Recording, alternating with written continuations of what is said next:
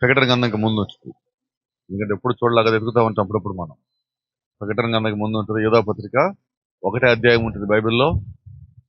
ఈ అధ్యాయంలో, ఈ పుస్తకంలో 20వ వచనంకి వెళ్దాం. ప్రియులరా, మీరు విశ్వసించు అతి పరిశుద్ధమైన దాని మీద మిమ్మును మీరు కట్టుకొనుచు పరిశుద్ధాత్మలో ప్రార్థన చేయుచు నిత్య జీవార్థమైన మన ప్రభువగు యేసు క్రీస్తు కనికరము కొరకు కనిపెట్టుచు దేవుని ప్రేమలో నిలిచినట్లు కాచుకొని ఉండుడి. సందేహపడు వారి మీద కనికరము చూపుడి. అగ్నిలో నుండి లాగినట్లు కొందరిని రక్షించుడి. శరీర సంబంధమైన వారి అపవిత్ర ప్రవర్తనకు ఏమాత్రం ఒప్పుకొనక దానిని అసహించుకొనుచు భయముతో కొందరిని కరుణించుడి. ఆమేన్. చదవబడిన వాక్యాన్ని ప్రభువైన దేవుడు దీవించి మనందరితో సూటిగా తేటగా వ్యక్తిగతంగా స్పష్టముగా మాట్లాడును గాక. God bless you. అందరం కూర్చుందాం.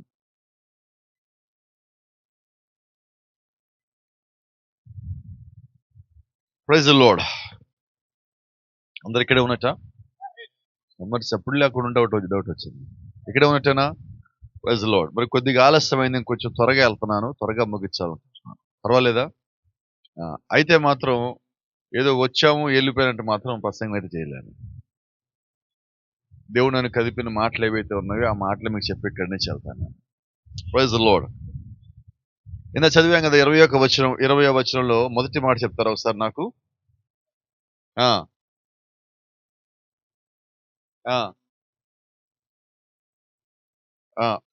ఒక్క నిమిషం. పరిశుద్ధాత్మలో అంతవరకు అదే వచనం. దాంట్లో 3 అంశాలు ఉన్నాయి మనకి మాట్లాడతాను. వాస్తవానికి ఎక్కడ అయిపోద్ది ఈరోజు, ఇక మిగతా ఎప్పుడు అవుతాయో నాకు తెలియదు. అయితే ప్రార్థన చేద్దాం, దేవుడు సహాయం చేస్తే మిగతా కూడా అవ్వాలని. అయితే మొట్టమొదట అక్కడ ఒక మాట ఉంది, అతి పరిశుద్ధమైన దాని మీద మిమ్మను మీరు కట్టుకొనొచ్చు. నేను అడుగుతున్నాను, మీ జీవితం మొత్తంలో పరిశుద్ధమైనదంటే ఏంటి? ఇప్పటివరకు మన జీవితంలో మనం చూసిన వాటిలో పరిశుద్ధమైనది అంటే ఏంటి? గట్టిగా చెప్పండి. చెప్పేది కదా. బోర్రలు తెచ్చారా బోర్రలు? తెస్తే ఓదండి. చెప్పండి. పరిశుద్ధమైనది ఏది? రైట్. ఇప్పుడు మనం దేని ప్రకారంగా జీవించాలి? అక్కడ ఒక మాట ఉంది, రెండోది, మిమ్మల్ని మీరు మనల్ని ఎవరు కట్టాలా? మనల్ని ఎవరు నడిపించాలి?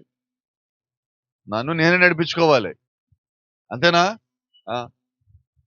ఇప్పుడు మన ఇల్లు కట్టుకోవాలి, ఎవరు కడతారు? నేను డబ్బులని రెడీ చేసి కట్టమంటే వాళ్ళు కడతారు, లేకపోతే ఎవరు కట్టరు. అవునా? ఇంట్లో భోజనం సంగతి, నేను కష్టపడితే నాకు భోజనం వస్తుంది, లేకపోతే రాదు. సరే, ఇంటికి భోజనం వచ్చింది, టమాటాలు వచ్చినాయి, పచ్చిమిరపకాయలు వచ్చినాయి, ఉల్లిపాయలు వచ్చినాయి, రైస్ వచ్చింది, గ్యాస్ వచ్చింది.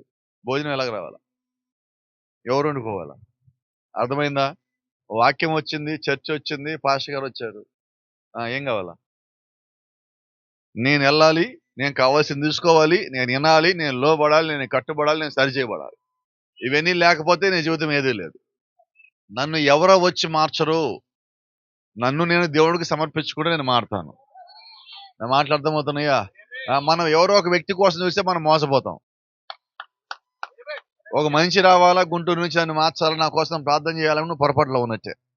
ఎందుకంటే దేవుడికి నీకు మధ్యలో ఎవడు లేడు, వాక్యానికి నీకు మధ్యలో ఎవడు లేడు, పరిశుద్ధాత్మకి నీకు మధ్యలో ఎవడు లేడు. కాబట్టి నేను పరిశుద్ధాత్ముడు ఉన్నాడని నమ్మాలి. అది నమ్మాలంటే మొట్టమొదటిగా అత్యంత పరిశుద్ధమైన దాని మీద నన్ను నేను కట్టుకోవాలా. ఆమేన్. ఎందుకు పరిశుద్ధమైనదంటే దేవుడు మనకి ఇచ్చేటప్పుడు వాక్యం గురించి ఒక మాట యోధా పత్రికలో చెప్తా ఒక మాట అన్నాడు, పరిశుద్ధులకు ఒక్కసారే అప్పగించబడిన బోధ నిమిత్తము. ఒక్కసారే, అది పరిశుద్ధమైన బోధ. ఆ పరిశుద్ధమైన బోధ మీద ఈరోజు మనం కట్టబడాలి. దాని కొరకు దేవుడు ఏం చేశాడు? పాత నిబంధనలో ప్రవక్తల మీద, కొత్త నిబంధనలు అపోస్తల మీద ఆయనే మూలరాయి ఉండి పునాది మీద ఈరోజు మనల్ని కడుతున్నాడు. కాబట్టి ఈరోజు నీ పునాది పాత నిబంధనలో ప్రవక్తల పునాది, ఈరోజు నీ పునాది కొత్త నిబంధనలో అపోస్తల పునాది. అయితే వారికి పునాది ప్రభువైన యేసుక్రీస్తు అనే మూలరాయి. కరెక్ట్ గా గమనిస్తే ఇప్పుడు మనకి పునాది ఎవరు? యేసుక్రీస్తే. పునాది ఆయనే. అపోస్తలకి ఆయనే పునాది, ప్రవక్తలకి ఆయనే పునాది, వారికి ఆయన పునాది అయినప్పుడు నాకు ఆయన పునాది. ఇప్పుడు మనం దేని మీద కట్టబడుతున్నాం?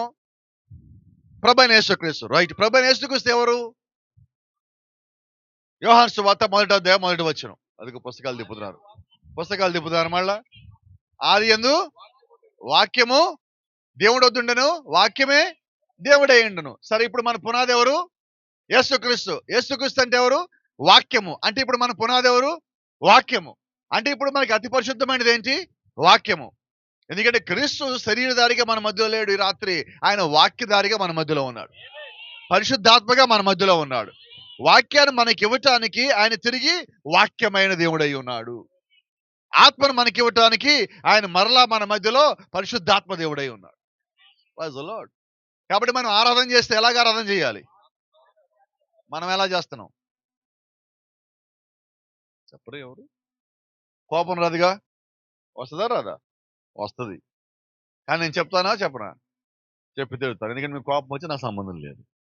మనం పాటలు పుస్తకాలు చూసి పాడతామా, ఆత్మలో పాడతామా? మరి ఎందుకు రావట్లేదు ఆత్మ? నా మాటలు అర్థమవుతున్నాయా మీకు? కాబట్టి ఆత్మ ఎక్కడి నుంచి రావాలి?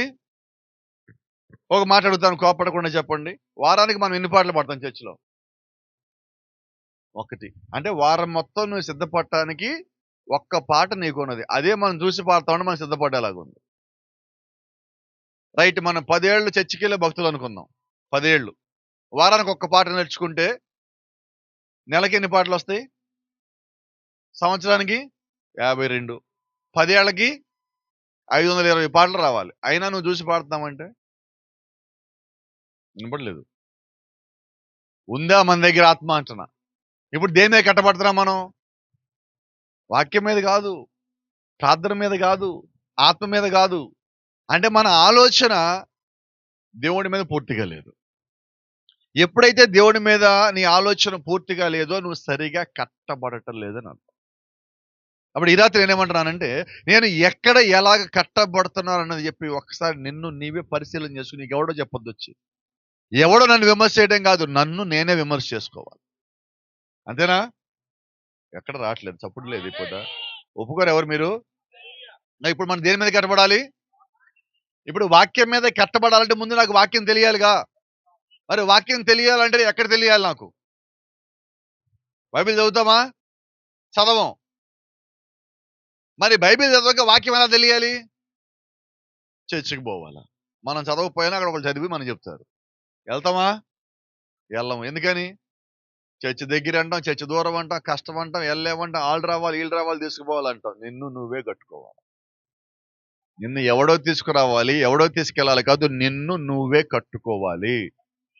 ఎందుకని ఈ మాటలు మీకు చెప్తున్నానంటే, నా ఆత్మ దేవుడి దగ్గరికి పోవాలంటే నేను ప్రయాసపడకుండా ఎవడో నా కొరకు ప్రయాసపడాలంటే ఎట్లాగవుతుంది? అంతేనా? ఎవడో కష్టపడి, మనమంటే ఎవడో తెలియనోడికి నువ్వు ఎప్పుడైనా కష్టపడి నీ డబ్బులు పంపించి రోజు భోజనం పెడతావా? ఎందుకని చెప్పరు ఎవరు? చేస్తారా మీరు ఎవరికైనా అలాగా? మరి మన ఆత్మ విషయంలో మాత్రం అందరూ చేయాలని కోరుకుంటామే. దేవుని రాజ్యం ఎవరికి కావాలి? పరలోకి ఎవరు వెళ్ళాలి? ఎవరి పాపాలు క్షమించబడాలి? మరి ఇప్పుడు ఎవరు ప్రయత్నించాలి? మరి ఎందుకు చేయట్లేదు? అతి పరిశుద్ధమైన దాని మీద మిమ్మల్ని మీరు కట్టుకొనుచు, వేరే వాళ్ళు కట్టరు. నీ ప్రార్థన నీదే, నువ్వు దేవుడి దగ్గర రావటం నీ విధానం నీదే. సేవకుడు అనేవాడు నీకు మార్గం చూపిస్తాడు, నిన్ను చేతులు పెట్టుకుని నడిపించాడు. నిన్ను పరలోక రాజ్యం దాకా తీసుకుపోడు. ఆ మార్గంలో అతను నడుస్తూ నీకు మార్గం చూపించినప్పుడు ఆ మార్గం సత్యమని తెలిసాక నువ్వు దాన్ని వెంబడించవలసి ఉంది. అది సత్యమని తెలిసాక నేనేం చేయాలంటే, నాకున్నవి అన్నిటిని విడిచిపెట్టి పక్కకి జరిగి వాటన్నిటిలోంచి నేను సత్యవాక్యాన్ని వెంబడించాలి. మనకున్న పెద్ద సమస్య ఏంటి? బుధవారం చర్చికి రమ్మంటే ఏం చెప్పాలి? పడలేదు ఎక్కడ? గట్టిగా చెప్పండి. సమాధానం చెప్పేవాళ్ళు రాలేదు ఈ పూట. ఆల్ నైట్ రమ్మంటే గుడ్ నైట్ అంటారు. ప్రార్థనకి రమ్మంటే కుదరదు అంటాం. కానీ స్వస్థత కావాలా, దీవెన కావాలా, ఆశీర్వాదం కావాలా, పరలోక రాజ్యం కావాలా, ఎత్తబాటు కావాలా, నిత్య రాజ్యంలో ఉండాలా, బాడీలు ఈ శరీరం మార్చబడాలా, మేఘాలు నడవాలా, అన్నీ కావాలి. దేవుడు ఇచ్చిన మొత్తం కావాలి. దేవుడి కోసం సమయాన్ని ఇవ్వమంటే మాత్రం ఎవరు కట్టుకోవాలి? ఇప్పుడు చర్చికి ఎవరు రావాలి? నన్ను ఎవరైనా తేవాలా? అయితే ఒక మాట చెప్తా, నువ్వు రాలేని పరిస్థితిలో ఉంటే మోకాళ్ళకి పని చెప్పు. నువ్వు చర్చికి రావడానికి నీ దగ్గర డబ్బులు లేవా? మోకాళ్ళకి పని చెప్పు. నీ ప్రార్థనకి పని చెప్పు. ఇంట్లోంచి బయటికి పోనీయకుండా నిన్ను ఎవరైనా బంధించారా? ప్రార్థనకి పని చెప్పు, మోకాళ్ళకి పని చెప్పు. అందుకే కింద ఒక మాట ఉంది, పరిశుద్ధాత్మలో ప్రార్థన చేయొచ్చు. నువ్వు పై వాటి మీద కట్టబడాలంటే, అత్యంత పరిశుద్ధమైన దాని మీద కట్టబడాలంటే ముందు నీకు ప్రార్థన రావాలి. నీకు బైబిల్ చదవడం రాకపోయినా పర్వాలేదు, కానీ ప్రార్థన చేయడం వచ్చి ఉంటది కదా. ప్రార్థన చేయడం అంటే అడగటమే దేవుణ్ణి. అయితే ఎలా అడగాలంటే, ప్రభువా నాకు ఇది ఇవ్వు, నాకు అది కావాలని అడగద్దు. ప్రభువా నా ఆత్మ నేను నీకు అప్పగించాలనుకుంటున్నా, దాని కొరకు నాకేం కావాలి నాకు అనుగ్రహించు ప్రభువా అంటే, నీ ఆత్మని దేవుని రాజ్యానికి తీసుకుపోవటానికి ఏవైతే ఆటంకం ఉన్నాయో ఆ ఆటంకాలు తొలగించడానికి దేవుడు అన్ని రకాల ఏర్పాట్లు చేస్తాడు. ఏమన్ అయితే మనం ఏం అడుగుతాం చెప్పండి త్వరగా? ఉద్యోగం కావాలి, పెళ్లి కావాలి, చెప్పండి ఇంకా. పిల్లలు కావాలి, ఇంకా చెప్పండి. ఇల్లు కావాలి, ఇంకా. ఇవేంటివి? అసలు అడగాల్సిందేంటి? అడిగామా? అడగలేదు. ఆశ్చర్యం ఏంటంటే, నువ్వు నిత్యరాజ్యాన్ని అడిగినప్పుడు అది పొందుకునేంత వరకు నువ్వు భూమి మీద ఉండాలి కాబట్టి ఇక్కడ కావాల్సిన నీ కొరకు వస్తాయి. నేను ఇవన్నీ అడుగుతున్నాను కాబట్టి అది నా దగ్గర రావటల్లా. నేను అక్కడికి వెళ్ళటానికి రెడీ కావటల్లా. కాబట్టి ఇవన్నీ నా దగ్గరికి ఎందుకు రావటం లేదు? నేను వీటి కొరకే తిరుగుతున్నా. నేను వీటి కొరకు తిరగటం కాదు. ముందు బైబిల్ అంటది, మొట్టమొదటగా దేవుని రాజ్యం ఎతకండి. మొదటగా ఆయన రాజ్యం ఎతకండి, అప్పుడు మీకు కావాల్సి మీ దగ్గరికి వస్తాయి. అయితే మన ఉద్దేశం ఏంటి? ఆయన రాజ్యం కాదు, ముందు మన రాజ్యాలు ఎత్తుక్కుంటున్నాం. ముందు మన రాజ్యాలు కట్టుకుంటాం. మన రాజ్యాలు కట్టద్దు, మన రాజ్యాలు ఎతకద్దు. నిన్ను నీవు దేవుని రాజ్యంలో కట్టుకో, ప్రార్థనలో కట్టుకో. సమాధానంతో, నెమ్మదితో నువ్వు ఆయన ఒక రాజ్యంలో అడుగు పెట్టడానికి కావాల్సిన ప్రతి ఒక్క ఏర్పాటు చేసుకున్నట్లయితే ఈ భూమి మీద నీకన్నా అత్యంత విజయం సాధించిన వ్యక్తి ఎవడు ఉండడు. అయితే మనం ఇక్కడ విజయం సాధించాలని, ఇక్కడ అందరి ముందు బాగా నిలబడాలని, బాగా ఉండాలని, బాగా సంపాదించాలని చెయ్యని ప్రయత్నాలు ఉండవు. అయితే నువ్వు చేయాల్సిన ప్రయత్నం భూమి మీద కాదు, వాక్యానుసారమైన ప్రయత్నం చెయ్యి. నువ్వు ఒక్కసారి ఓడిపోవు. నేను ఎప్పుడో ఒక మాట చెప్తా, నువ్వు ఉద్యోగంకి వెళ్ళటం కోసం ప్రయత్నం చేసేదానికన్నా, ప్రభువా అసలు ఇది నీ చిత్తమా కాదా నువ్వు ప్రార్థన చేస్తే అక్కడ నువ్వు వెళ్ళాలేదో నీకు తెలుస్తుంది. అది నీకు వస్తుందో రాదో నీకు తెలుస్తుంది. అది నీ కొరకు సిద్ధపడినదో లేదో నీకు తెలుస్తుంది. అసలు నువ్వు అక్కడికి వెళ్తావో లేదో కూడా దేవుడు నీకు తెలియజేస్తాడు. ఒకవేళ అది దేవుడు నీ కొరకు ఏర్పాటు చేసిందేనా, 1,00,000 మంది నీకు ముందు అడ్డొచ్చినా అందరిని దాటి దగ్గరికి వస్తుంది. దానికి ఒక చిన్న ఉదాహరణ చెప్తా. బైబిల్లో 38 సంవత్సరాల నుంచి బెతెస్దా కొనే దగ్గర ఒక వ్యక్తి ఉన్నాడు. జ్ఞాపకం ఉన్నదా? 38 ఏళ్ళు. మీరు బైబిల్ చదివితే అక్కడ దానికి 5 గేట్లు ఉంటే బెతెస్దా కొనేరికి 5 గేట్లోంచి యేసుక్రీస్తు వచ్చాడు. ఆ ద్వారాన్ని గొర్రెల పోవు ద్వారం అంటారు. ఆ ద్వారంలోంచి ఆయన లోపలికి వచ్చినప్పుడు అక్కడ సుమారుగా 50,000 నుంచి 1,00,000 మంది ఉన్నారు. కరెక్ట్ గా మాట్లాడితే బెతెస్దా కొనేరు ఎంత ఉంటుందో తెలుసా? ఈ బిల్డింగ్ పైన ఇప్పుడు ఎంత ఉంది? ఎంత ఉంటది? ఇంకా అయితే మహా కొద్దిగా ఒక 10 అడుగులు వెడల్పు ఉంటుంది. దీని చుట్టూ 50,000 నుంచి 1,00,000 మంది ఉంటారు. అంతమందిలో స్వస్థత ఎంతమందికి వచ్చింది? మీరు గమనించండి. ఆ ఒక్కడి దగ్గరికి రావాలంటే వాడు కరెక్ట్గా ఎక్కడున్నాడు తెలుసా? బెతెస్దా కోనేరులో నీటికి ఆనుకొని ఉన్నాడు. వాడి దగ్గర రావాలి, చుట్టుపక్కల అందరినీ దాటి రావాలా. అయితే దేవుడు ఒక ఆలోచనలో దేవుడు వాడికి స్వస్థత ఇచ్చున్నాడు కాబట్టి అందరిని దాటుకుంటూ వాడిని ఎత్తుక్కుంటూ వాడి దగ్గరికి వచ్చి స్వస్థత పొందగోర్చున్నావా అంటున్నాడు. ఒకవేళ నీవు కూడా దేవుని రాజ్యాన్ని సిద్ధపడినట్లయితే, భూమి మీద నీకేదైనా అవసరం ఉన్నట్లయితే, ఆ అవసరం దేవుడు ఆలోచనలు నీకు ముందుగా ఇచ్చినట్లయితే, అంతమంది ఉన్న అందరిని దాటుకొని దేవుడు నీకే అవకాశం ఇస్తాడు. వచ్చి తీరుతుంది అంతే. నేను నమ్మగలగాల. నేను నమ్మినప్పుడు దేవుడికి ఖచ్చితంగా కార్యం జరిగించే దేవుడు అయ్యాడు. ప్రజలో దీనికి వచ్చిన ఉదాహరణ చెప్తా. దేవుడు నాకు వైజాగ్లో పరిచర్య ఉంది అని చెప్పింది 2013 సెప్టెంబర్ 9. కానీ ఎప్పుడు వచ్చాం వైజాగ్కి? మీకు ఎందుకు గుర్తుంటుంది? నాకు కదా గుర్తుంది. 2022 మార్చి 9 అంతే కదా. ఎప్పుడు దేవుడు చూపించింది అంటే సుమారుగా 9 సంవత్సరాలు నేను ఏం నమ్మానంటే అది దేవుడు చూపించింది. అయితే నేను ఇక్కడికి వస్తా. అప్పుడు నాకు ఎవరు తెలియదు, ఇక్కడ వైజాగ్లో ఏ ఒక్కడు తెలియదు. కానీ ఆలోచన ఏంటి?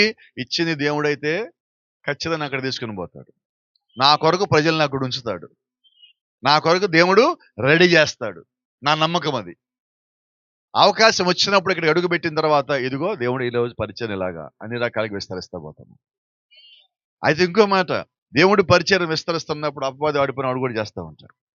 ఆడు పని చేయకపోతే మన దేవుడి పరిచర్య కాదు. ఆడు పని చేశాడు కాబట్టి కన్ఫర్మ్ చేసుకోవచ్చు దేవుడి పరిచర్య అని.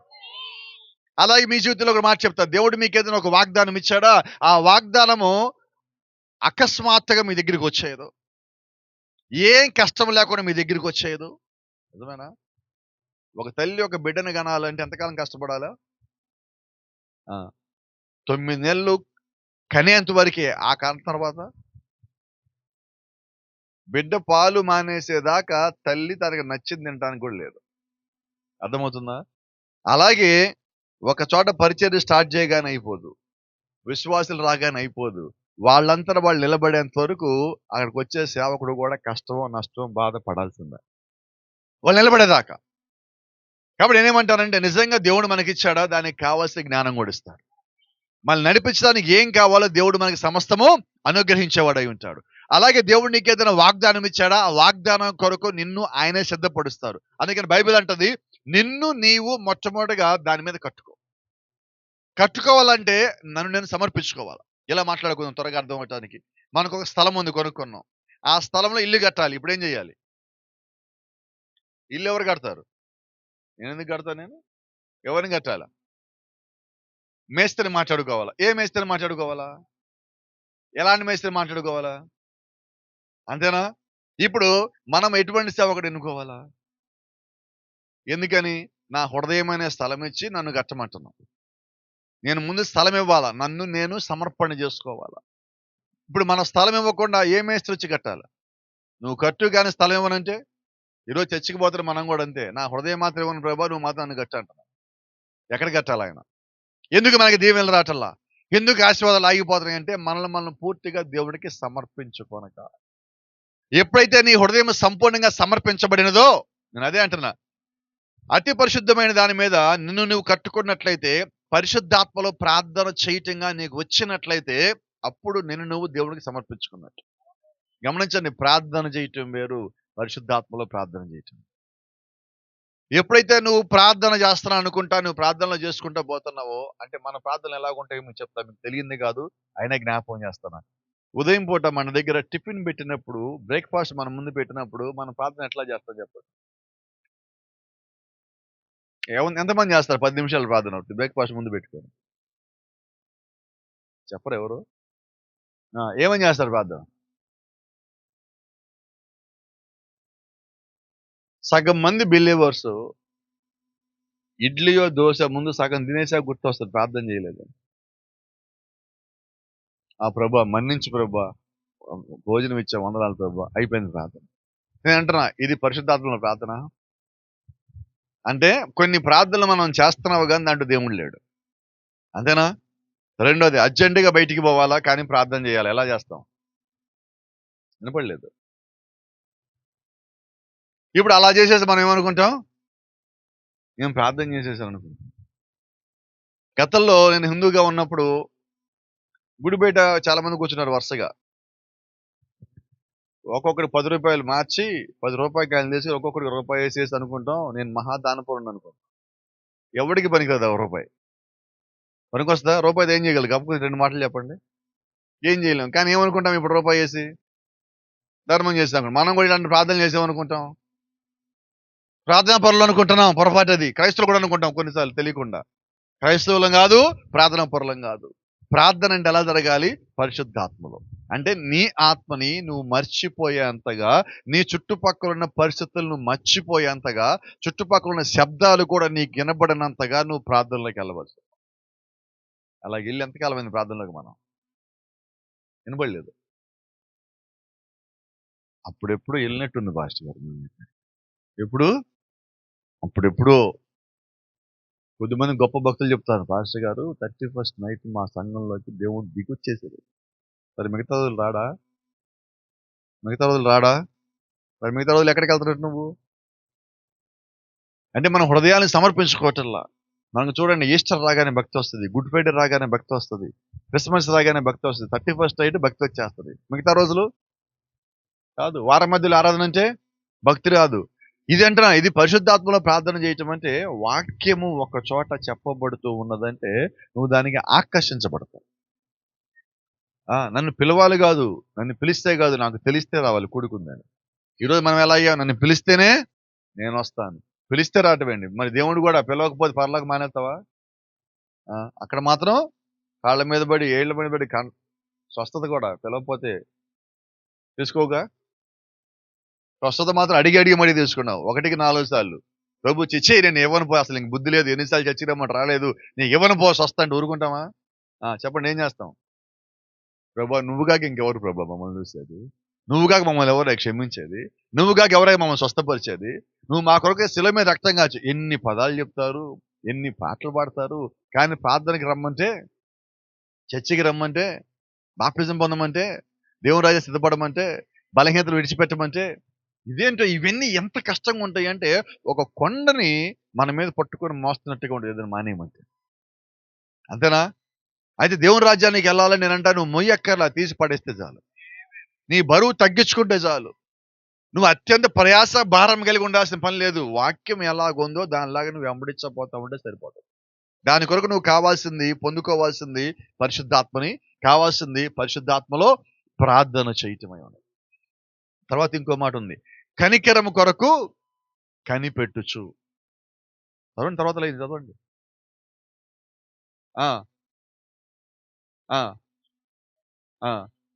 ఈ దేని కొరకు కనిపెట్టాలా? మనం దేని కొరకు కనిపెడుతున్నాం? చెప్పండి త్వరగా. ప్రార్థన చేసినప్పుడు ప్రభువా ఎప్పుడన్నా నా పట్ల కనికరం చూపని అడిగామా? చెప్పండి, నిజమా కాదా? మనం పరీక్షలకు రెడీ అవ్వాలి, ఇప్పుడు దేవుణ్ణి అడగాలి. గట్టిగా చెప్పండి. మార్కులు రావాలి, ఉద్యోగానికి ఇంటర్వ్యూకి వెళ్తే ఉద్యోగం వచ్చేయాలి. కనికరం ఎక్కడ ఉంది అసలు? అంటే దేవుడి దగ్గరికి ప్రార్థనలను సమీపించే ఒక విధానం ఉంటుంది. ఆ విధానంలో రాక మనం ఫెయిల్ అవుతాం.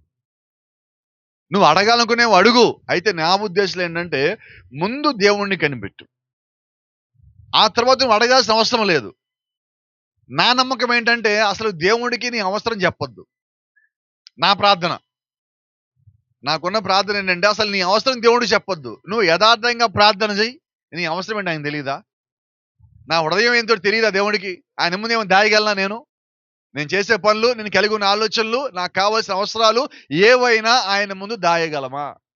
దాయలేము. కాబట్టి నువ్వు చేయాల్సింది ఏంటంటే, యథార్థంగా ప్రార్థన చేయటం.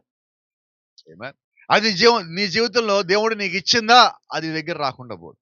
నీకు ఇవ్వందా, నువ్వు పరిగెత్తు ఎంటపడి ఏదో నీ దగ్గర రాదు. కాబట్టి ఇప్పుడు నేనేం చేయాలంటే, మొట్టమొదటిగా దేవుడి మీద ఆధారపడాలి. దేవుడి చిత్తమా, అది వస్తుంది. దీనికి వచ్చిన ఉదాహరణ చెప్తా. ఒకరోజు యేసుక్రీస్తు ఒక చోట ఉన్నప్పుడు ఆయన ముందు నుంచి ఒక చనిపోయిన యువకుడిని మోసుకొని పోతున్నారు. ఆ చనిపోయిన ఆ యువకుని తల్లి ఒక విధవరాలని బైబిల్లో రాశాను.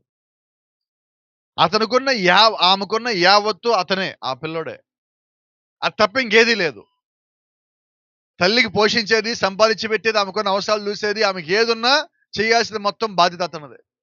వాళ్ళిద్దరు అలా తీసుకొని పోతా ఉంటే, చుట్టుపక్కల ఊళ్ళో వాళ్ళు నడిచి వెళ్తా ఉంటే, బైబిల్లో ఒక మాట ఉన్నది, యేసుక్రీస్తు కనికరపడి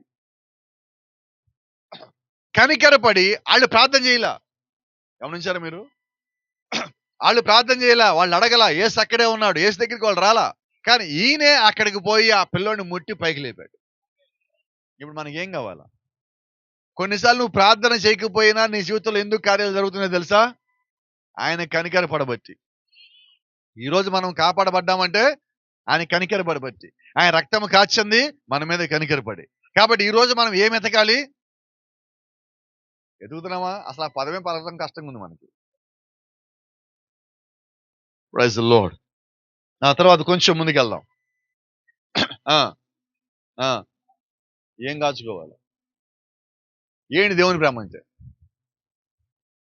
అసలు దేవుని ప్రేమ అంటే ఏంటి చెప్పండి ఫస్ట్. దేవుని ప్రేమ ఏంటో తెలిస్తే దానిలో మనల్ని ఎలా మనం కాపాడుకోవాలి, దాని లోపల జాగ్రత్తగా ఉండాలి తెలుస్తుంది. ఏంటి దేవుని ప్రేమ? చూసి ఎంత కష్టంగా ఉందో. పదాలు ఎంత ఈజీగా ఉన్నాయి. కొద్దిమంది అంటూ ఉంటారు, అసలు నీ లోపల దేవుని ప్రేమ లేదు. అందుకే దేవుని ప్రేమ అంటే ఏంటి? నా ఇష్టానుసారంగా నేను మొత్తం చేసేసి నువ్వు నన్ను ప్రేమించట్లేదు, నీ దగ్గర దేవుని ప్రేమ లేదంటే ఎలాగా? ఏంటి దేవుని ప్రేమ అంటే? షరతులు లేని ప్రేమ. మనం ప్రేమించే ప్రేమ షరతులన్నీ భార్య భర్త మధ్యలో కూడా షరతుల ప్రేమలే ఈరోజు. పిల్లలు తల్లిదండ్రుల మధ్య కూడా షరతుల ప్రేమలే. అన్ని షరతులే. మీకు ఒక చిన్న ఉదాహరణ చెప్తాను. మనకి బర్త్డేకి ఎవరైనా గిఫ్ట్ ఇచ్చారు, భార్యలో భర్తలో ఇద్దరిలో చెప్తున్నా. మన బర్త్డే రాగానే ఎలా ఉంటుంది మనకి? వినపడలే. నేను ఇచ్చాను కదా నాకు ఏదో ఒకటి. ఇది అగాపే ప్రేమ కాదు, ఇదన్నీ గ్యాపులు గుంటలు ఉన్న ప్రేమ. ఏం ప్రేమ ఇది? అగాపే ప్రేమతో పాటు ఫిలియో ప్రేమ అని, ఈరోజు ప్రేమ అని చెప్పి కూడా ఉంది. శరీర సంబంధమైనది ఆశించే ప్రేమలు. దేవుడి దగ్గర ఎక్కడా కూడా ఆశించే ప్రేమ అన్నది లేదు. ఆయన రక్తము కాచాడు, ఏం ఆశించాడు నీ దగ్గర? నీకు నిత్యరాజ్యం ఇచ్చాడు, నీ నుంచి ఏం ఆశించాడు? ఏం ఆశించలా. ఆయన ఏం చెప్పాడంటే, నువ్వు నిత్యరాజ్యం రావాలంటే ఇదిగో నేను నువ్వే కట్టుకో అని చెప్పాడు. దాని కొరకు నీకు వాక్యం ఇచ్చాడు, దాని కొరకు సత్యం ఇచ్చాడు, దాని కొరకు పరిశుద్ధాత్మ ఇచ్చాడు, దాని కొరకు ప్రార్థన ఇచ్చాడు. ఇప్పుడు నన్ను నేను సరి చేసుకోవాలంటే నేను అవన్నిటినీ నా లోపలికి తీసుకొని, నా లోపల ఏమి సరిగా లేదో అది దేవుడికి అప్పగించి ఆయన చేతులు వదిలిపెట్టాను. Praise the lord. కానీ మన ప్రేమలు ఎలాగున్నాయి చెప్పరు ఎవరు? అర్థమేనా? ఇంకో మాట మాట్లాడదాం. కొద్దిమంది నేను అప్పుడప్పుడు చూస్తూ ఉంటాను, స్టేటస్లో ఒక ఫోటో పెడతారు. ఏ ఫోటో అంటే మదర్స్ డే అని ఉంటుంది. తెలుసా మీకు మదర్స్ డే అంటే ఏంటో? తెలీదా? తల్లిదండ్రులు ఎక్కడ? తల్లి సో తల్లి దినం, ఆ తల్లి దినోత్సవం. ఇది ఏదైనా తప్పుగా అర్థం చేసుకుంటారు, మీరు ఏం చేయాలి? సరే ఇప్పుడు ఏం చేస్తారు? ఆ రోజు ఒక ఫోటో దిగి ఆ ఫోటో స్టాట్లో పెట్టి ఐ లవ్ మా మమ్ అన్నారు. మరి మిగతా రోజులు అంటే ఈ రోజు ఎలా ఆ డేట్లు కూడా ఎందుకు పెట్టే తెలిస్తే కనీసం ఒక్క రోజన్నా మీరు ప్రేమిస్తారు మిమ్మల్ని. మిగతా రోజులు ఎలాగో ప్రేమించారు, ఆ రోజన్నా ప్రేమిస్తారు, ఆ రోజులు పెట్టింది. కానీ మనం ఆ రోజుని గ్రాండ్గా సెలబ్రేట్ చేస్తాం. ఇతర దేశాలకు పోతారు కదా నేను, అక్కడ ఏం చేస్తారంటే ఆ రోజు వాళ్ళ అమ్మని ఎత్తుక్కుంటూ గిఫ్ట్లు తీసుకొచ్చి, చాక్లెట్లు తీసుకొచ్చి, బట్టలు తీసుకొచ్చి, వాళ్ళ అమ్మని వాళ్ళే తీసుకొచ్చి రెడీ చేసి ఒక కుర్చీ వేసి కూర్చోబెట్టి ముందని డెకరేట్ చేసి ఐ లవ్ మా మమ్మీ అని పెడతారు. మళ్ళా సంవత్సరం అంతా కనబడరు వాళ్ళు. ఈ రోజు మనం కూడా ఎట్ట తయారయ్యాం? ఈస్టరు చెప్పండి, గుడ్ ఫ్రైడే, క్రిస్మస్కి ఎంత భక్తి దేవుడు అంటే, ఇంకా నువ్వు చర్చికి రావా? టైం అయిపోతుంది, ఈరోజు గుడ్ ఫ్రైడే, మన కోసం యేసుప్రభు సిలువ పొందాడు. అయ్యో ఎప్పుడు? 2000 సంవత్సరాల క్రితం ఆయన సిలువ పొందితే ఇప్పుడు నీకు గుర్తొచ్చింది. అంటే ఈరోజు మన భక్తి ఏంటంటే ఒక్కరోజు భక్తి అయినది, ఒక పూట భక్తి అయిపోయినది. మనకు ఒకే రోజు దేవుడు గుర్తొచ్చేస్తాడు, మిగతా రోజు దేవుడు గుర్తురాడు. నేనంటున్నా, ఇది వాక్యానుసారమా? నీ జీవితం వాక్యానుసారంగా ఉన్నదా? నీ జీవితం వాక్యానుసారంగా కట్టబడుతూ ఉన్నదా? నిత్యము నువ్వు దేవునిలో కట్టబడాలి, ఒక్క పూట కట్టబడితే అయిపోదు. కాబట్టి దేవుని దగ్గర నువ్వు రావాలనుకున్నావా? ప్రతిరోజు నువ్వు రావాలని కోరుకో. ఇంకో మాట, దేవుని ప్రేమలో నిలిచినట్లు కాచుకొని ఉండండి. దేవుని యొక్క ప్రేమ అంటే అగాపే ప్రేమ, షరతులు లేని ప్రేమ. ఏంటి షరతులు లేని ప్రేమలో మనం ఉండటం అంటే? వాక్యానుసారంగా ఉండటము, ప్రార్థనాపూర్వకంగా ఉండటము, దేవుడికి మనము సమర్పించుకొని ఆయన చెప్పిన విధముగా ఆయన చిత్తానుసారంగా మనము జీవించటమై ఉన్నది. ఇది ఆయన ప్రేమలో మనం నిలబట్టం, వాక్యం నుంచి తొలగిపోకుండా ఉండటం. వాక్యం నుంచి తొలగిపోకూడదంటే మనకు కావాల్సిన మొట్టమొదటిగా ప్రార్థన. రెండోది, మనల్ని సరైన క్రమంలో నడిపే దేవుని యొక్క సంఘము. దేవుడి యొక్క సంఘం లేకుండా, నన్ను నడిపించే సేవకుడు లేకుండా నేను ఎక్కడికి పోవాలి? ఒకరోజు బైబిల్లో ఒక వ్యక్తి ఉన్నాడు, కందాకి రాణి కింద పనిచేస్తున్న రాజు ఒక ఆయన ఉన్నాడు. ఆయన బైబిల్ చదువుతాడు, యెషయా తీసి ఒక రథంలో వెళ్తున్నాడు. చదువుతా ఉండగానే అంత ముందు రోజు రాత్రి ఫిలిప్పు ఒక గొప్ప ప్రసంగం చేశాక ప్రజలు చాలా మంది వచ్చారు. రేపు మళ్ళా కొడుకున్నది, రేపు అనేక మంది ప్రజలు రాబోతా ఉన్నారు అని బాగా తెల్లవాళ్ళు మొత్తం సిద్ధపడి ఒక 20 పేజీల ప్రసంగం తయారు చేసుకున్నాడు ఫిలిప్ గారు. పొద్దునే ఆ ప్రసంగం తీసుకొని ప్రసంగానికి బయలుదేరుతా ఉంటే ఇంతలో దేవుడు ఒక ఆత్మ అన్నది, అక్కడ ఉన్న పెద్ద గుంపు కాదు, ఇక్కడ ఒక్కడున్నాడు, ఒక్కడి కొరకు ప్రసంగం చేయాలి పో అన్నాడు. ఇప్పుడు ఎక్కడి నుంచో పెట్టాడు తెలుసా? తీసుకొచ్చి వీధుల నుంచో పెట్టాడు దేవుడు తన సేవకుడైన ఫిలిప్. ఎదురు చూస్తున్నాడు, ఎవడొస్తాడో తెలియదు, ఎవడికి బోధించాలో తెలియదు. పరిశుద్ధాత్మ నాయకత్వం కింద ఉన్నాడు ఫిలిప్. అక్కడ ఉండగా అకస్మాత్తుగా రథం వచ్చి ఆగినది. రథంలో ఆయన ఎక్కించుకున్నాడు, చూశాడు, యెషయా గ్రంథం చదువుతున్నాడు. ఆయన అంటున్నాడు, అయ్యా ఏం చదువుతున్నావు? ఏషియా గ్రంథం చదువుతున్నా అన్నాడు. చదివింది ఏదో అర్థమైందా అన్నాడు. చెప్పేవాడు లేకుండా నాకు ఎలాగ అర్థం అవుతుంది? చదువుతాను కానీ నాకు బోధించేవాడు లేకుండా, అర్థం వివరించేవాడు లేకుండా నాకు ఎలాగ అర్థమవుతుంది? ఎందుకు సేవకుడు కావాలి ఇప్పుడు? ఎందుకు సంఘం కావాలి? ఎందుకు పరిచర్య కావాలంటే, నా అంతా నేను చదువుకున్నా నాకు అది అర్థం కాదు. మరి రాజుగారు ఒక రకమైన మాట్లాడితే ఆయనకి అది అర్థం కాల. ఒక సామంత రాజు, నాకు అర్థం కాల, నాకేంటో బోధించు అన్నాడు. అప్పుడు అదే గ్రంథం తీసుకొని ఫిలిప్పు చదివి ఆయనకి బోధించినప్పుడు బైబిల్ చెప్తా ఉన్నది, వెంటనే అతను రథం ఆపమన్నాడు. వెంటనే గమనించండి, రథం వెళ్తూ ఉన్నది, అతను బోధించాడు, ప్రసంగం అయిపోయింది రథంలోనే. కరెక్ట్ గా మాట్లాడితే ఇప్పుడు మనం కారులో వెళ్తున్నాం, ఆటోలో వెళ్తున్నాం కదా, అయ్యే రథాలంటే అప్పుడు ఆ రథంలో వెళ్తా ఉండగానే ఆయనతో దేవుడు మాట్లాడాడు, ఆపే రథం అన్నాడు. అటు పక్కన ఉన్న కోనేరు చూపించి, అదిగో అక్కడ నీరు రెడీగా ఉంది, ఇక్కడ నేను రెడీగా ఉన్నా, నాకు బాప్తిజం ఇస్తావా అన్నాడు. అర్థమవుతుందా? అంటే ఏంటి? ఇప్పుడు వాక్యం వినగానే నువ్వు దానికి వెంటనే లోబడాలి. నువ్వు వెంటనే దానికి నువ్వు సమర్పించుకోవాలి. అప్పుడు దేవుడి లోపల కార్యం చేయగల దేవుడే ఉన్నాడు. ఎంత త్వరగా మనం దేవుడి దగ్గరికి రాగలిగామా అంత త్వరగా దేవుని యొక్క వాక్యం మన లోపల పనిచేస్తుంది. ఆయన ఒక వాక్యం మనకి, ఒక మాట మనల్ని హెచ్చరించాడా, నువ్వు వెంటనే దానికి లోబడవలసి ఉన్నావు. కరెక్ట్ గా మాట్లాడే దేవుడు ప్రేమలో ఉండటమంటే దేవుడి హెచ్చరికకి లోబడి వాక్యం లోపల నివాసం చేయటము. ఆయన నిన్ను గద్దించినప్పుడు, నిన్ను మాట్లాడినప్పుడు, నేను సరి చేసుకోమని చెప్పినప్పుడు మనలో యాటిట్యూడ్ చూపించకుండా, ఈగోలు చూపించకుండా, గర్వము, పొగరు, అహంకారం చూపించకుండా వెంటనే దేవుడు యొక్క వాక్యానికి లోబట్టమై ఉన్నది. మేము తర్వాత ఇంకో మాట ఉన్నది, చదవండి కొంచెం. ఎవరి మీద? ఈ మాట చదివితే మీకు కొద్దిగా ఆశ్చర్యంగా అనిపిస్తుంది. ఆ పైన ఏమన్నాడు? కనికరం కొరకు కనిపెట్టమన్నాడు. అదెవరిని? మనల్ని. ఇక్కడ కనికరపడమంటున్నాడు మనల్ని. ఇదేంటిది అంటే, మొట్టమొదటిగా దేవుడి ప్రేమ లోపలికి రావాలి, పరిశుద్ధాత్మలో ప్రార్థనలు దూతూ ఉండాలి, ఆయన ఒక కనికరం లోపలికి రావాలి. ఇప్పుడు నీవు దేవుడి స్థానంలోకి వచ్చావు. అవన్నీ పొందుకున్నాక, ముందు నువ్వు దేవుడి స్థానంలోకి వచ్చాక ఇప్పుడు నువ్వు ఇతరుల మీద కనికరపడాలి, క్రీస్తు మన మీద పడినట్టుగా. అంటే ఇప్పుడు మన స్థానం ఏంటి? ఎవరు చెప్పరే? క్రీస్తు స్థానంలోకి నువ్వు వచ్చావు, దేవుడి స్థానంలోకి నువ్వు వచ్చావు. ఇప్పుడు దేవుడి స్థానంలోకి వచ్చావు, నేనేం చెయ్యాలా? ఎవరి మీద? ఎవరు సందేహపడేవాళ్ళు? వాక్యం ఏంటో తెలియక నేను రకరకాల ప్రశ్నలతో చిత్రహింసలు పెడతారు చూసావా, వాళ్ళ మీద నువ్వు సందేహపడాలా. అవునా? వాళ్ళు అంటారు, ఏ తండ్రి కుమార పరిశుద్ధాత్మ ముగ్గురు దేవుడు ఒక్కడి దేవుడు అంటావు అంటే అప్పుడు నేనేం చేయాలి? ఎందుకని? కానీ కనికరపడాల్సిన బదులుగా మనం ఏం చేస్తాం? వినబడాలి, ఈ మాట వినబడాలి, నాకు కోప్పడతాం, తిడతాం, నీకు తెలియదు పో, ఎప్పటికైతే పో అంటానికి లేదు. కారణం ఏంటి?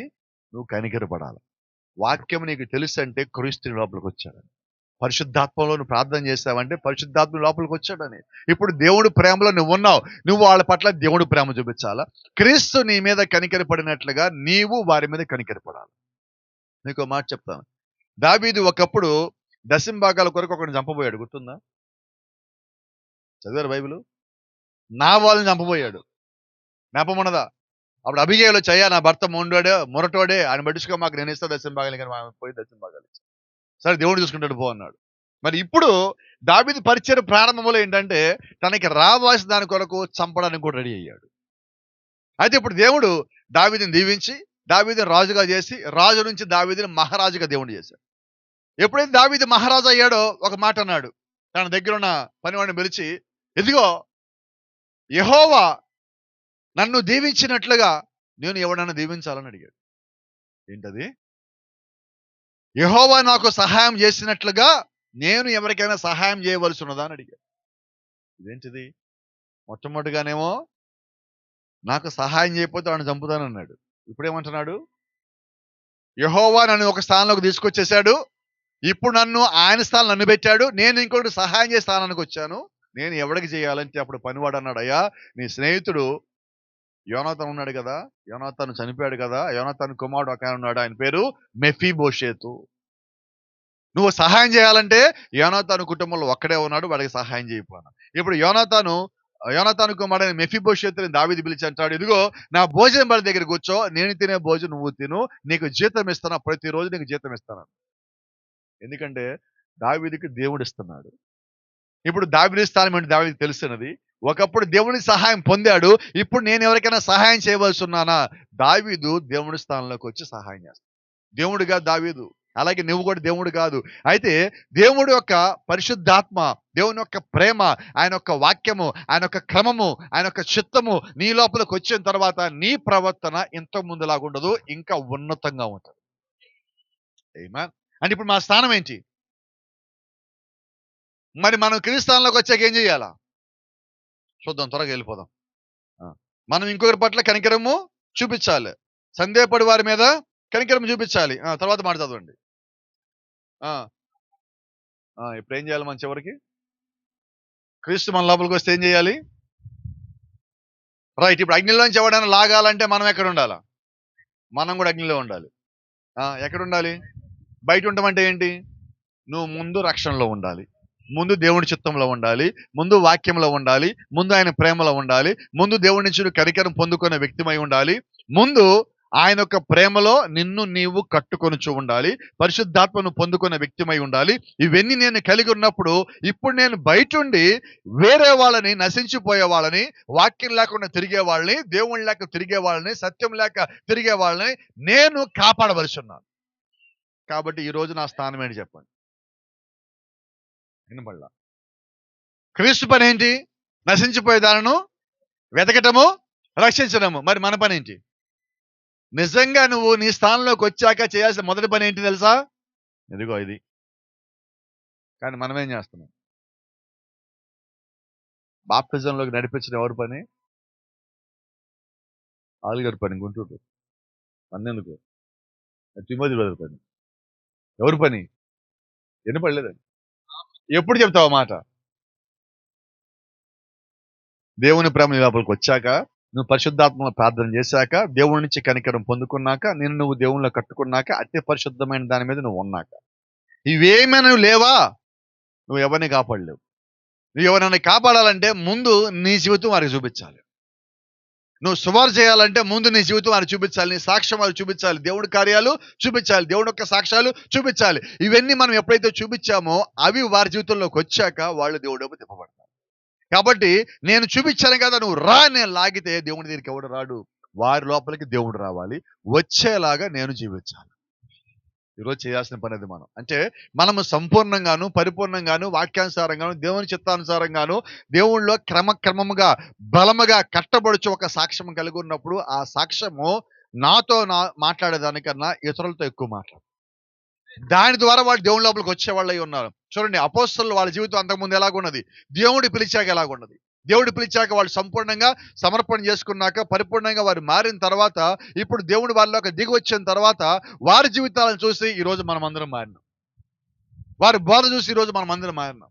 వారి జీవితంలో దేవుడు జరిగించిన కార్యాలు బట్టి ఈరోజు మనం అందరము మారి ఉన్న ప్రజలమై ఉన్నాం.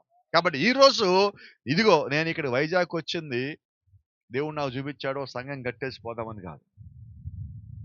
ఎందుకు ఇక్కడికి వచ్చానంటే, నేను ఏదైతే ఒక కళ, ఒక దర్శనమో దేవుడు నాకు ఇచ్చి నేను చూసి వచ్చానో అది ఇక్కడ నెరవేరాలంటే నాలాంటి పిచ్చోళ్ళు కొద్దిమంది కావాలి. ఉన్నారా అంటున్నా? ఇక్కడ ఉంటే ఆమెను చెప్పుండేవాళ్ళు, మెదలకుండాలంటే నాకు కొంచెం డౌట్ వస్తుంది. కాబట్టి ఏం చేయాలి ఇప్పుడు? మనం కనికరపడాలా. ఎవరి మీద? వాక్యం తెలియని వాళ్ళ మీద, సందేహాలు ఉన్న వాళ్ళ మీద, నేను పదే పదే ప్రశ్నించే వాళ్ళ మీద, నువ్వు ఎన్నిసార్లు చెప్పినా వినకుండా ఉన్న వారి మీద. కానీ మనం ఎలా ఉంటాం? మనం ఒకసారి చెప్పాక వాళ్ళు సువార్త తినకపోతే చిచ్చి ఇంక వాళ్ళ ముఖం నేను చూడను, వాళ్ళు దేవుళ్ళు లేరని. మనమెవరు దేవుళ్ళు లేరని చెప్పడానికి ఏ ఒక్కడికి అవకాశం లేనే లేదు. కాబట్టి నువ్వు దేవుళ్ళో ఉన్న వ్యక్తివా, చిట్ట చివరి వరకు నిలబడాల్సిందే. ఆయన రాజ్యం కొరకు ఎవరో ఒకరిని సంపాదించాల్సిందే. మన పని వలయటము, చేపలు పట్టటము, దొరకపోని వలైతే ఇసురుతూనే ఉండు. అది దేవుడి చిత్తంలో ఉన్నదా? ఖచ్చితంగా దేవుడి లోపలికి వస్తాం. ఇదిగో ఈ రాత్రి వాంబే కాలనీకి కూడా మేము వచ్చాం. వస్తా మాతో పాటు ఒక వల తెచ్చాం. ఆ వల ఇక్కడ ఇసిరాం, విత్తనాలు తెచ్చాం, ఇక్కడ జల్లాం. దున్నబడిన హృదయం ఉన్నదా, దేవుడి రాజ్యానికి కొద్దిమంది సిద్ధమవుతారు. మేము వచ్చిపోటలా వస్తూనే ఉంటాం. ఇదేదో వచ్చాము ఈ రాత్రి వెళ్ళిపోయారు, ఈ మేడ మీద కూర్చున్నారు, ప్రసంగం చేస్తారు, కాసేపు ఉన్నది వెళ్ళిపోయారు అనుకోవద్దు. ఇది ప్రారంభం మాత్రమే. వస్తానే ఉంటాం. ఆయన సంబంధించిన వ్యక్తులు ఇక్కడ కానీ ఉంటే, ఆయన రాజ్యం కొరకు ఉన్న వాళ్ళు ఉంటే, మేము చెప్తున్నాం నమ్మకంగా, సందేహపడే వారి మీద కనికర పట్టడానికి, దేవుడు మమ్మల్ని ఉంచిన స్థానంలో నిలబడి మేము పరిచర్య చేయటానికి రాత్రి ఇక్కడికి వచ్చాం. ఆమేన్. మా మధ్యలో ఏ భేషజాలు లేవు. దేవుని రాజ్యం కొరకు ప్రయాసపడి పని చేయటం కొరకు ఇక్కడికి వచ్చున్నాం. కాబట్టి సందేహం లేకుండా దేవునిలోకి రావాలని ఆశపడితే ఖచ్చితంగా మీ అందరికీ ఆహ్వానం. God bless you. దేవుడు మిమ్మల్ని దీవించును గాక. షలోమ్.